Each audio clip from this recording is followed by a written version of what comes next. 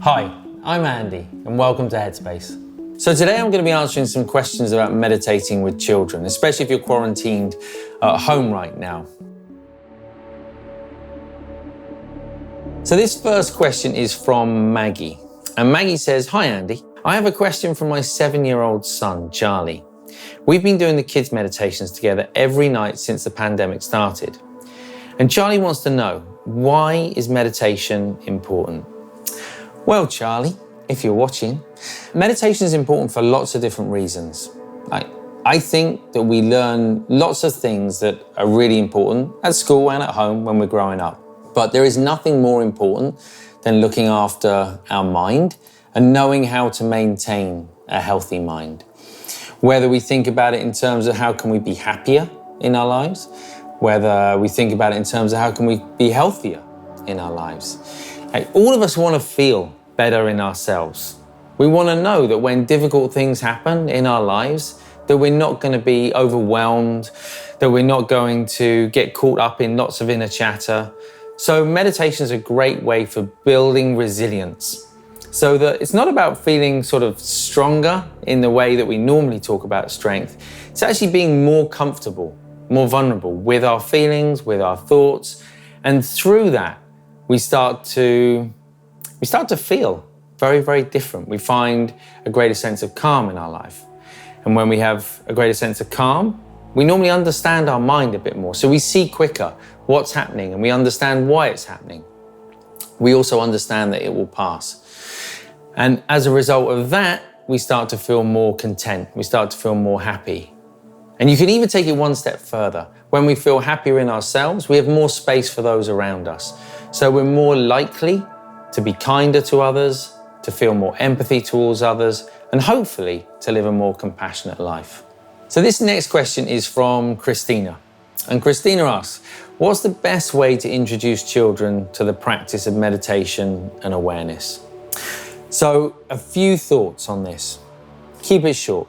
And when I say short, I mean really short, especially if the kids are young. So I'm thinking maybe 30 seconds, a minute, couple of minutes tops. Also keep it playful.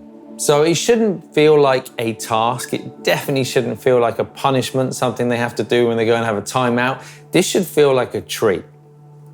So as much as possible, making it feel more like a game and an activity rather than something that they need to go and do. And then the third thing, I think one of the best ways to do it is to do it together. Do it with them. Rather than thinking it's something they need to go and do on their own, lie down together. Do the exercise together. Make it a time where not only everyone is cultivating awareness and compassion, but also sort of bonding together as a family. So this next question is from Sophie. And Sophie asks, I'm quarantining with my 1-year-old son, and I spend all day looking after him. The only time I can meditate is when he's asleep, but I'm having trouble figuring out what I need. My mood has been swinging from boredom to anxiety, and I've also been having trouble sleeping for the first time. What meditation is best for me right now? So first of all, Sophie, I know that you will not be the only person going through this. I have a lot of friends with young children, with babies at home, trying to juggle work and looking after young children and staying sane at the same time. So know that it's normal in that sense, in this current situation, and there are a few things you can do about it. Number one, I'm going to recommend that you do a short meditation each day. And number two, I'm going to recommend you do some kind of unwind or sleep exercise at night. At which stage, my guess is your little one will already be asleep. So when they're napping during the day, I know it's really valuable time and it's really rare to have that time in the day, but try if you can to take 5 minutes out for yourself. Whether you see it as a way of refreshing, whether you see it as a way of letting go, relaxing, doesn't really matter too much. Try not to put any kind of labels around it. Think of this as just a treat, time out for you to let go. And you can choose any of the meditations on the Headspace app. I always think in busier times, in confusing times, the simpler the exercise, the better. So you can check out some of the singles or even some of the basics. In terms of the nighttime one, it's not just about getting to sleep, it's about staying asleep, and it's about ensuring that we have the right kind of sleep, making sure that we have a restful night's sleep. So really important to take the time to unwind.